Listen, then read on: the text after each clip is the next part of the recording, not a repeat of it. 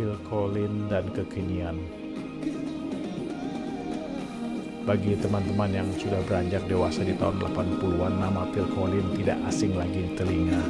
Dimulai dari drummer sekaligus penyanyi Genesis, Phil Collins melangkah mantap menyanyi solo. Menurut catatan Wikipedia, Phil Collins memiliki banyak lagu yang masuk ke US Top 40 di tahun 80-an. Dia mengalahkan banyak penyanyi lainnya. Lagu yang akrab di telinga kita seperti Against All Odds, Take a Look at Me Now, One More Night, A Groovy Kind of Love selalu membahana, bahkan sering diulang-ulang. Dia juga punya lagu yang memberi banyak perhatian pada kesenjangan sosial, seperti Another Day in Paradise. Lagi menurut Wikipedia, jumlah album Phil Collins terjual sekitar 33 juta, berada di urutan ketiga terbanyak dalam sejarah 80-an di bawah Paul McCartney, Michael Jackson yang terjual lebih dari 100 jutaan.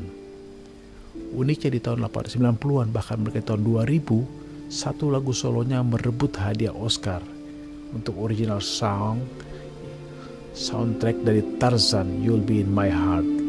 Lagu ini seolah menjadi jembatan penyambung dengan generasi anak saya yang ketika itu masih kecil. Asiknya, musik benar-benar tidak ada batas gender, usia bahkan peradaban. Seolah di depan Phil Collins, saya dan anak saya ya sama saja, sama-sama manusia. Oh ya, tapi apa sebenarnya kaitan tema kali dengan Phil Collins? Saya sebetulnya masih kaget dan berpikir keras terhadap berita bahwa pria yang botak punya peluang kena COVID dengan kemungkinan besar.